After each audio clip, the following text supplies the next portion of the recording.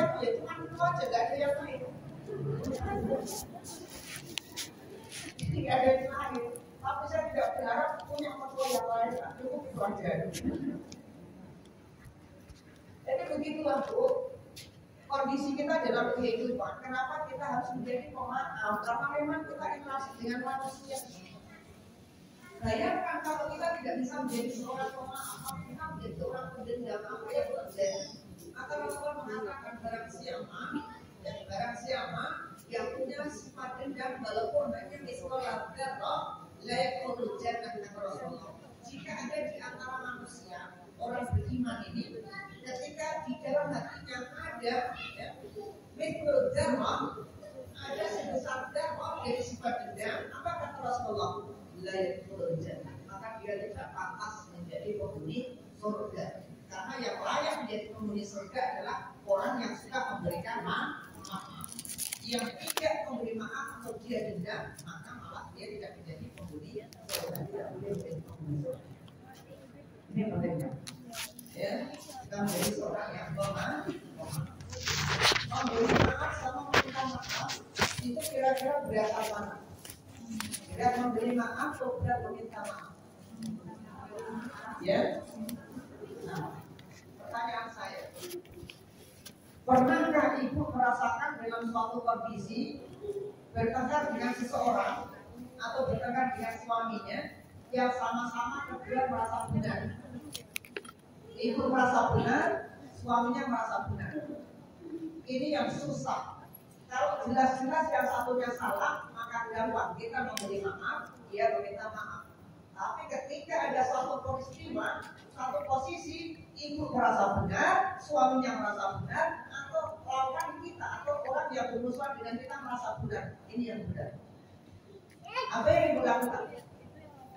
Setan senantiasa alladzi yuwaswisu fi sudurin nas. Apa maksudnya? Setan itu senantiasa membisikkan satu keburukan. Kalau orang mau berbuat baik, setan membisikkan di sudurnya, di dalam hatinya, jangan berbuat baik. Jika seorang istri meminta maaf kepada suaminya, setan mengatakan jangan kau minta maaf. Yang salah bukan kamu, yang salah suamimu. Harusnya yang minta maaf itu suamimu, bukan kamu. Gengsi dong. Suaminya mau minta maaf, suaminya dibisiki setan. Jangan minta maaf. Yang salah jelas-jelas itu istrimu. Kalau kamu minta maaf, semakin lama semakin runjak. Jangan kau minta maaf. Karena ketika ada peristiwa begini, apa yang ibu lakukan? Ketika ibu merasa benar, suami merasa benar, apa yang ibu lakukan? Yang ibu ambil, pilih yang mana? Apakah sama-sama diam dua-duanya? Ya. Yang bagus yang mana? Maka Rasulullah mengatakan yang paling utama di antara dua orang yang menang, yang diam-diaman, yang berdakwah bisalam. Yang paling utama di antara dua orang yang saling diam-diaman, yang lebih utama adalah yang berdakwah bisalam, yang mengawali terlebih dulu dengan mengucapkan salam. Jangan dipelihara rasa gengsi itu, jangan. Ya, karena gengsi kalau dipelihara itu akan menekan kebaikan-kebaikan dan akan melahirkan keburukan. Siapa? Maka Rasulullah menyarankan kepada kita, jika nanti posisi kita mau bertengkar dengan siapapun, dengan orang tua, dengan saudara, dengan pasangan hidup, dengan anak, dengan tetangga, dengan teman, jika semua dua-duanya merasa benar, ambillah pesan Rasulullah. Apa itu? Ya berjauh bisalam. Engkaulah yang harusnya mengawali dengan salam. Ternyata dalam Islam orang yang lebih dahulu mengajak kebaikan, mengajak Islam, mengajak berdamai, itu bukan orang yang rendah.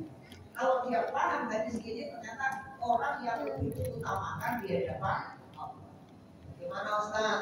Nanti kalau saya mengawali salam duluan, kemudian mereka bilang bahkan kamu kan yang mengawali salam, artinya kamu yang salah duluan, gitu kan?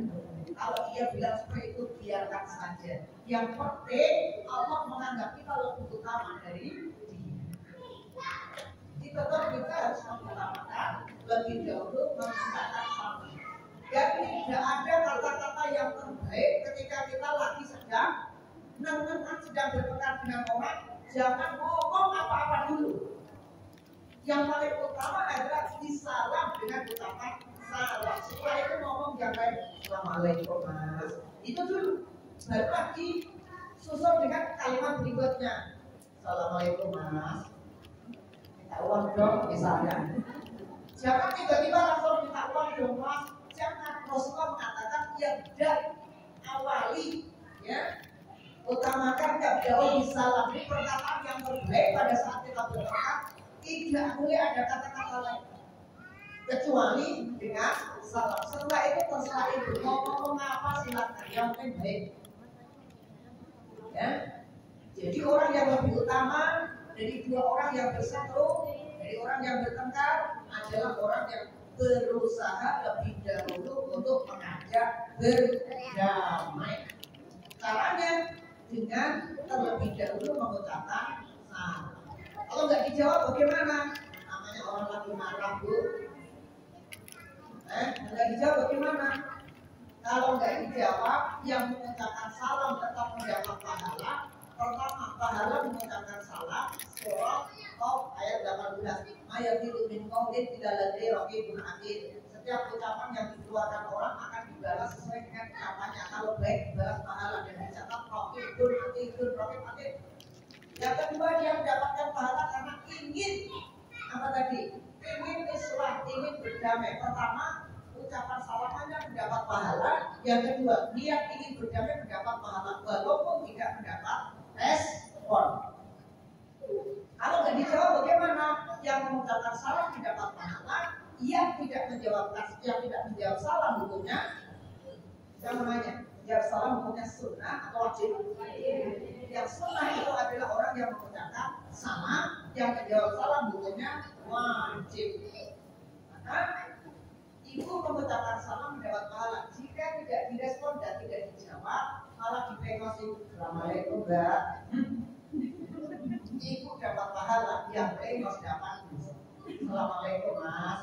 Apa salam-salam? Kalau malah ditentang, dia dapat dosa, tidak paham. Ya. Harusnya dijawab. Karena salam ini orang kebanyakan sudah tahu hukumnya, wajib untuk dijawab. Nah, orang menjawab salam biasanya kan pasti bagus. Kalau istrinya menjawab Assalamualaikum mas, suaminya menjawab Waalaikumsalam. Biasanya sudah mulai. Karena dalam hadis Rasulullah, orang yang mengucapkan salam itu akan menunjukkan rasa tahabbu, rasa saling mencintai. Kalau kita ini mengucapkan salam, maka Allah akan meletakkan kita di dalam dada kita dan tidak ada orang yang menjawab salam. Atau kalau dia tidak mau menjawab salam, dia tidak akan mendapatkan perasaan-rasa sayang itu tidak ada. Maka kenapa pentingnya kita di rumah ini harus tetap membudayakan salam. Kalau ibu ingin cintanya itu terus-menerus kepada suaminya dan sebaliknya, maka sering-seringlah ibu mengucapkan salam kepada suaminya. Iya, padahal demikian. Saya khawatir ketika rumah tangga yang tidak harmonis itu karena jarang-jarang saling mengucapkan salam. Dalam Islam itu minimal ada dua yang bisa menumbuhkan rasa cinta dan kasih sayang. Yang pertama, salam. Maka kalau ibu ingin suaminya itu tetap cinta kepada ibu sampai selama-lamanya sampai di akhirat, ya, itu ibu sering-sering mengucapkan salam. Ya, kadang itu pengajian di suatu tempat di masjid umum di sana lagi dengan kali Nabi ya Pak. Ketika saya bertanya, saya menyampaikan tentang hadis tentang para penghuni surga. Saya menyampaikan hadis nanti penghuni surga itu yadkhulu baitahu, masing-masing akan diberikan rumah oleh Allah yang sangat istimewa, sangat mewah. Kemudian setelah dia masuk rumah, masuklah ya alaiha, masuklah apa itu?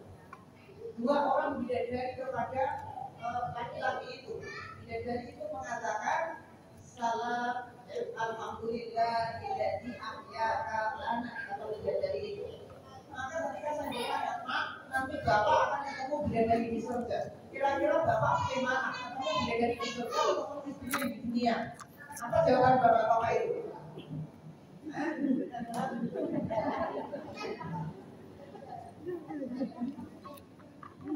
Mereka bisa menjawab. Dan rata-rata diam. Kenapa diam? Ternyata pengajian kaki itu banyak Inggrisnya juga ikut semua, Bu, gitu kan?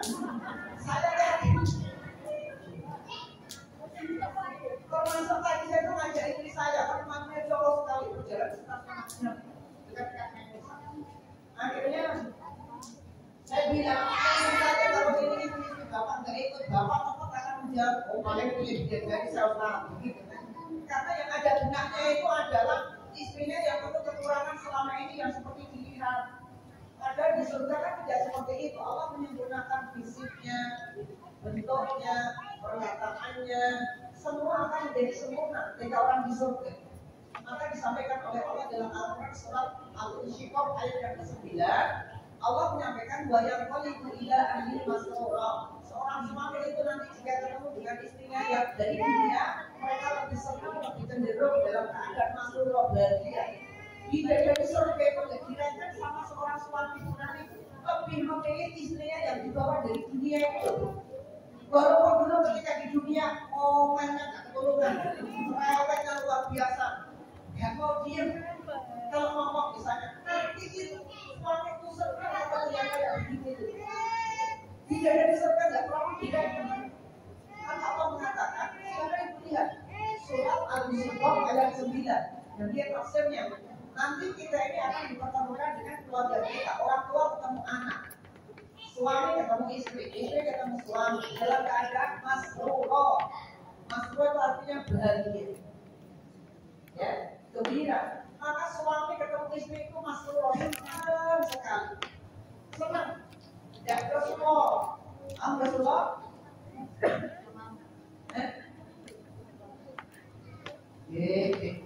Nasib kudik sudah di dunia ketemu sampean, di surga ketemu lagi sampean.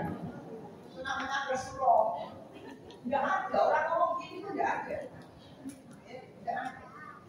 Orang seorang istri itu nanti ibu ketemu suaminya juga jangan dikira suaminya seperti ini, suami itu disempurnakan. Usianya kata Rasulullah ada Dina. Umur ibu dan umur suaminya itu nanti ada Dina 30 tahun. Kalau masalah atau 23 tahun semua umur kita rata. Nanti kayak saya ini berubah menjadi muda dari 30 tahun. Nanti jenggot saya nggak putih seperti ini. Nggak ada jenggot nanti ya. Sudah muda bersih nanti. Ya menarik semua nanti.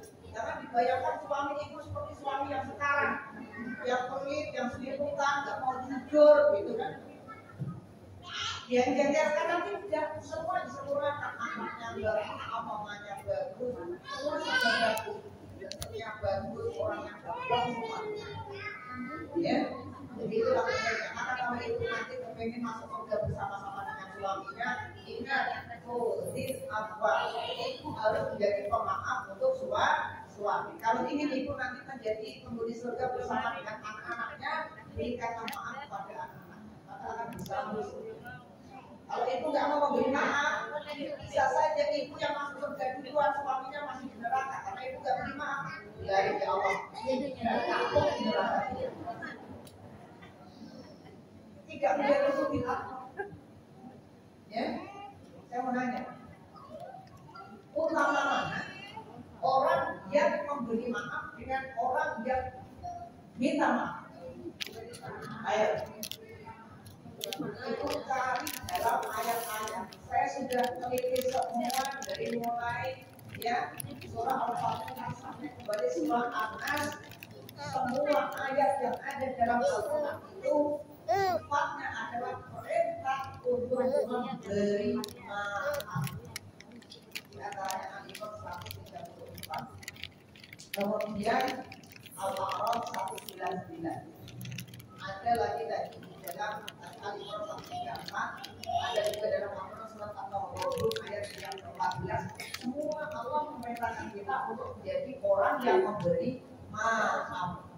Kalau kita diminta untuk meminta maaf itu adalah kepada wasairu ila maghfiratin min rabbikum surah Al-Imam 133. Kalau kita disuruh untuk meminta maaf itu kepada Al-Quran 133 yang nanti dibaca kepada siapa? Kalau kita memberi maaf, perintahnya kepada manusia. Kalau Allah memerintahkan kita untuk meminta maaf itu kepada Allah, wazawidhum ila maghfiratin min rabbikum. Hendaknya cepat-cepat engkau minta ampun, minta maaf pada Rabbikum, Tuhan kamu. Jadi kalau kita memberi maaf kepada manusia, kalau kita meminta maaf kepada Allah. Karena kalau orang meminta maaf itu wajar, sudah biasa. Kalau dia salah, minta maaf itu biasa, wajar. Karena dia salah. Yang berat biasanya orang yang memberikan maaf. Jadi, ya, objeknya within of. Jadi apa seorang yang pemaaf. Ya. Yang banyak bersalah kepada ibu siapa? Bu, yang paling banyak sering berbuat salah kepada ibu, yang sering menyakiti, sering menjengkelkan, sering membuat ibu itu hatinya rasanya bongkol, itu siapa kira-kira? Pasangan hidup, siapa lagi? Anak-anak itu harus sering-sering memberikan maaf kepada mereka. Ibu-ibu sering memberikan salah kepada mereka. Tapi ada dua yang bisa menumbuhkan cinta dan kasih sayang, itu adalah sering-sering mengucapkan salam. Yang kedua apa? Ada yang ingat? Ya? Memberi? Bukan. Yang menumbuhkan cinta dan kasih sayang supaya langgeng cintanya, sayangnya itu langgeng.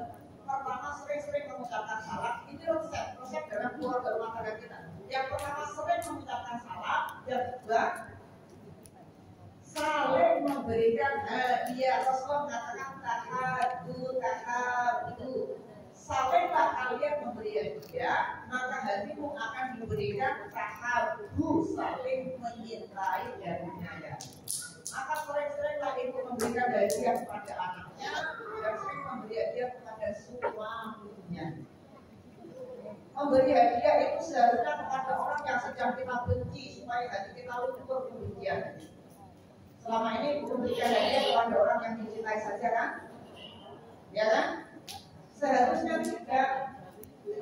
Untuk membuat rasa benci itu yang pertama dengan salah, kedua dengan memberi hadiah. Kalau ibu akan jengkel dengan suaminya, waktu itulah kasih hadiah, maka ibu akan hilang jengkelnya. Contoh, suami ibu itu sukanya misalnya dimasakkan dikatakan. Kalau ibu lagi bertengkar dengan suaminya, maka ibu suguhkan makanan yang paling disukai suaminya. Maka seketika itu jengkel ibu kepada suami itu langsung hilang. Begitu. Kenapa? Karena hadiah ini akan melahirkan kasih sayang. Cuma rata-rata orang kalau sudah jengkel kepada orang, bagaimana mau beri hadiah? Mendengar suaramu aku sudah tak mau. Apalagi untuk bertemu denganmu. Ini salah. Ini orang yang tidak pernah ngaji. Kalau orang yang rajin ngaji harus tahu hadisnya. Jadi kalau ingin menetralisir rasa benci kita kepada orang, pertama sering ucapkan salam kepada orang itu, kedua berikan hadiah kepada orang itu, maka hati kita ini bencinya akan hilang. Tahadu. Kalau itu memberikan hadiah kepada orang yang sudah dicintai, tidak terlalu ngepet. Itu sudah cinta, ya akan tetap ibu cinta. Ya. Pernah mengamalkan gak ini? Pernah mengamalkan hadis ini enggak? Ini ada sosok suami roti, tidak ada yang menggolekkan hadis ini. Terus siapa yang mengamalkan kalau bukan kita? Memberikan hadiah itu kepada orang yang kita lagi ada dengan dia. Itu kayak semacam ada misalnya ibu dengan suaminya lagi bersenang, berikan hadiah, maka ibu bencinya akan hilang. Ini cara mengatasinya. Setan itu akan lari ketika diberikan hadiah. Apa? Bencinya akan hilang. Setan tidak bisa berbuat apa-apa. Tapi kan ini jarang dilakukan orang. Padahal Rasulullah mengatakan tahadu. Jangan kita memberikan hadiah setahun sekali. Kalau orang katanya orang ulang tahun itu tidak ada turun ajarannya, ngapain setahun sekali hadiah? Dan orang itu bertengkarnya sekarang anti hadiah untuk tahun depan. Sama sekali akan itu benci terus. Ya, Ini pentingnya amalkan. Ini penting. Coba. Kalau ibu nggak percaya, masa hadis nggak percaya, coba. Pernah bertengkar nggak sama suami? Pernah bertengkar sama teman-temannya enggak? Kalau ibu pernah bertengkar sama suami, tolong amalkan. Pada saat ibu benci, suami yang menjengkelkan, beri hadiah. Maka itu akan hilang langsung rasa benci. Ya. Salam buat ya. Assalamualaikum mas.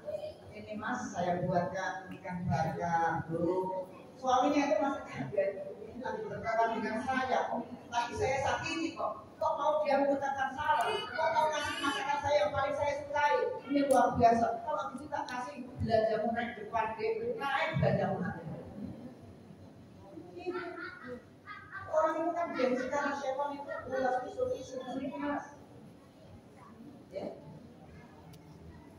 Perhatikan, yang belum pernah mengamalkan hadis ini, tolong diamalkan nanti ketika sudah ada pertengkaran dengan siapapun, bertengkar dengan mertua, datangi mertua kasih hadiah.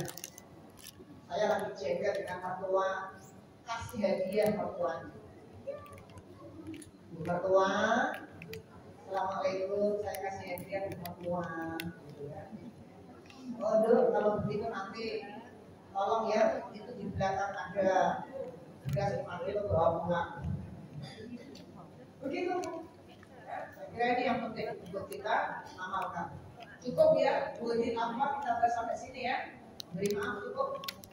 Waktunya masih ada nggak? Kalau masih saya lanjut yang kedua. Memang sekarang maghribnya juga mundur ya. Mulainya juga lagi itu mundur karena saya turun dari masjid sudah setengah 5 menit.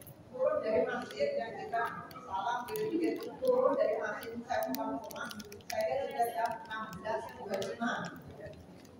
Maghribnya sudah jauh. Sekarang maghribnya jam berapa? Jam 6 lewat 4. Baik. Masih boleh kan dilanjut yang kedua? Baik, yang kedua perhatikan. Wa'mur bil 'urf. Allah memerintahkan kepada kita untuk yang kedua ini adalah mengerjakan yang ma'ruf. Artinya kita sudah mengerjakan di luar. Kalau kita sudah mengerjakan di luar, barulah kita menyuruh kepada orang. Siapakah yang harus kita dahulukan untuk kita suruh orang berbuat baik? Siapa? Dalilnya di mana? Bu, terkait dengan perintah Allah buat bil 'urf dan suruhlah orang-orang di sekitarnya itu untuk berbuat yang ma'ruf. Siapa yang kita utamakan?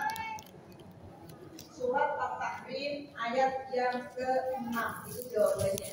Yang kita utamakan adalah ya ayyuhalladzina amanu qu anfusakum wa ahlikum nar. Yang kita utamakan untuk kita suruh berbuat baik itu adalah keluarga. Siapa keluarga? Orang tua kita, adik kakak kita, anak-anak kita, pasangan hidup kita. Jika mereka tidak berbuat satu yang baik, maka perintahkanlah buat perintahkan. Jika suaminya tidak pernah baca Quran, perintah mas, buat baca Quran atau mas supaya harinya tenang. Jika suaminya tidak pernah sholat jamaah di masjid, diperintahkan, perintah dari Allah untuk kita. Mas, sholat ke masjid mas, supaya dapat teman banyak, supaya nanti ketika di akhirat ada yang saling memberikan pertolongan. Jadi orang yang sholat di masjid itu bukan sekedar dapat pahala, bukan sekedar pahalanya dilipat gandakan menjadi 70 derajat, tapi orang yang sholat di masjid utamanya mereka akan bisa saling menolong, saling memberikan syafaat ketika di akhirat. Itu fadilah sholat jamaah di masjid. Karena kalau ibu punya suami belum sholat jamaah di masjid, ibu punya kewajiban untuk menyuruh. Ini perintahnya wa'mur bil 'urf. Hendaklah menyuruh pada kebaikan. Jika anaknya yang sudah balik belum pakai jilbab, maka ibu punya kewajiban menyuruh anaknya untuk memakai jilbab. Jika adiknya ibu sudah balik belum pakai jilbab, maka ini perintah Allah juga untuk suruhlah dia untuk memakai jilbab. kewajiban. Jika anaknya itu sudah dewasa, sudah balik, belum melaksanakan sholat 5 waktu secara penuh, maka kewajiban kita untuk menyuruh. Setelah itu siapa? Setelah keluarga siapa? Ya. Setelah keluarga siapa? Orang-orang yang paling dekat dengan kita, sahabat-sahabat kita. Itu yang kita utamakan. Ya, kenapa? Rasulullah mengatakan al-mar'u ma'a man ahabba. Seseorang itu nanti di akhirat akan bersama dengan sahabat-sahabat yang dicintainya. Maka itu harus menyuruh sahabat teman-temannya yang dekat dengan ibu, yang ibu kenal. Kalau ibu nggak kenal sama orang, tiba-tiba nyuruh, ayo ngaji, awas kamu neraka kamu enggak. Orang nggak kenal kok tiba-tiba begitu ya, orang tersinggung. Maka yang diutamakan adalah orang yang dekat dengan kita, sahabat-sahabat kita, teman-teman kita. Sob, hari ini ada pengajian sob, ayo kita ngaji di Masjid Muhammad sob. Sob apa kira-kira?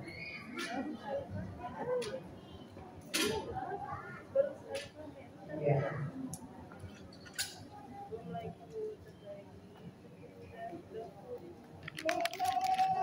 Itu ya, setelah keluarga yang kita suruh berbuat baik adalah sahabat yang terdekat, yang dekat dengan kita, orang-orang beriman sesama kita, yang paling dekat dengan kita. Kalau kita ini tidak kenal orang, kemudian tiba-tiba menyuruh kepada kebaikan, malah bisa menjadi masalah. Kenapa? Rasulullah mengatakan al-mar'u ma'a man ahabba. Seseorang itu nanti akan bersama di akhirat dengan sahabatnya yang dia sering bersama dengannya ketika di dunia. Itu nanti di akhirat dia akan bersama dengan teman ibu di akhirat. Ini Rasulullah menyampaikan begitu. Ibu tidak bersama dengan orang yang tidak kenal di jauh sana, bukan. Ma'aman ahabba, dengan sahabatnya yang dicintainya, yang sering ketemu di dunia, sering berinteraksi, bahkan sering kadang-kadang tukaran, tidak masalah. Maka kalau ibu tukaran dengan temannya biasa, tapi nanti di akhirat ibu akan ketemu lagi dan tidak akan ada tukaran lagi di akhirat. Tidak ada pertukaran lagi, tidak ada kenang-kenang, tidak ada. Jadi kalau ibu mau kenang-kenang, jangan tunggu di akhirat, tidak akan ada. Tapi semua kita menjadi kuliah baik semua, karena sudah tidak ada sama. Maka ibuku yang nggak pernah bertukar dengan temannya, yang nggak pernah bertukar sekali-kali, tapi ada salah. Ya. Di akhirat sudah tidak ada sama. Walaupun ibu bertengkar, tetap ibu nanti akan bersama di akhirat. Iya. Itu kadang bukan lagi, kadang ngomongnya berlebih. Waktu saya ini keceplosan, maaf ya sob, maaf ya. Tidak apa-apa, sekali-kali keceplosan, hukum malah ini manusia. Kapan lagi baik kita keceplosannya hukum malah kalau nggak di dunia ini? Di akhirat sudah nggak ada lagi keceplosan, jadi sempurna semua. Kapan kita memberikan maaf saudara kita yang salah, nggak ada lagi kalau nggak di dunia ini. Di akhir nggak ada yang salah. Nanti pada saatnya kita akan rindu, ya, rindu melihat kesalahan orang untuk kita beri maaf. Bayangkan kalau semua teman-teman ibu nggak ada yang pernah salah, maka ibu nggak menjadi orang yang utama, nggak akan menjadi orang yang akan memberi surga. Bagaimana tertutup memberi surga orang nggak pernah memberi maaf? Bagaimana memberi maaf? Semua teman-temannya nggak pernah salah, semua siapa temannya? Patok, boneka, orang nggak pernah salah. Temannya nggak pernah merasa dia nggak salah. Jadi apa namanya sekarang lagi piramid. Ini apa ya? Itu sudah lewat. Kalau orang-orang yang udah ikut kajian nggak mungkin seperti itu ya. Itu namanya udah syirik ya. Nggak boleh punya keyakinan yang syirik. Mereka bisa memberikan manfaat, mereka bisa mendatangkan rezeki. Itu sudah jauh ya kajian kita. Kenapa? Mereka bisa memberikan pertolongan. Kita setiap hari minta kepada Allah dia dan Allah dia karena selain masa kita mau percaya mereka bisa memberikan manfaat, bisa menolong kita ya, walaupun kita kan dari orang kalian tidak bisa mendapatkan manfaat, tidak bisa ya. Ketika Luqman menasihati anaknya, yang pertama kali dinasihatkan apa? Ya bunayya, baik anakku, kata Luqman, La tusyrik billah. Jangan sekali-kali kau menyebut dengan Allah. Inna syirka la dzulmun adzim, kata Luqman. Hai anakku, ingat, jangan sekali-kali kalian itu menyebutkan Allah. Karena sesungguhnya menyebutkan Allah itu dosa yang paling besar di muka bumi ini. Tidak ada dosa yang paling besar kecuali dosa syirik. Dan ketika dia tidak istighfar sampai akhir hayat masih seperti itu, maka Adam tidak siddiq itu dia karena masih dari kesyirikan. Nah, gambarkan mereka hati-hati. Tapi saya yakin kalau selama ini tidak ada, ya, tidak kuat tauhidnya insyaallah. Apa namanya boneka seperti itu yang itu hati-hati ya. Jangan sampai kemudian masjid dengan kondisi dan keadaan seperti itu. Walaupun yang punya itu misalnya para artis dan sebagainya, kemudian ini lagi keren-kerennya, katanya ketika dia punya boneka itu, ya jobnya semakin bertambah, banyak sekali orang yang order dia, ya ini jangan sampai terjadi karena keluarga. Ya, saya kembalikan yang kedua, wa'mur bil 'urf. Yang kita nasihati, kita suruh berbuat baik. Yang pertama adalah keluarga, yang kedua adalah sahabat terdekat. Almarhum ma'an sahabat. Jangan sampai saudara kita nanti ya masuk ke neraka karena kita tidak mau menurunkan mereka pada kulit. Ibu kalau pengajian begini, mohon maaf. Ibu kalau rajin ngaji tidak boleh ibu rajin ngaji sendiri kalau berdasarkan ayat ini. Maka ibu harus ngajar orang-orang terdekat yang ibu kenal. Mungkin tetangganya yang akrab aja. Mau nggak mau ibu ngajar. Bu, ayo pengajian di Masjid Muhammad. Tidak lama kok, cuma 1 jam. Saya masih sibuk ya. Besok-besok ya, nggak apa-apa. Oh ya, mudah-mudahan besok-besok ibu bisa. Nanti waktunya lagi, Mbak ada pengajian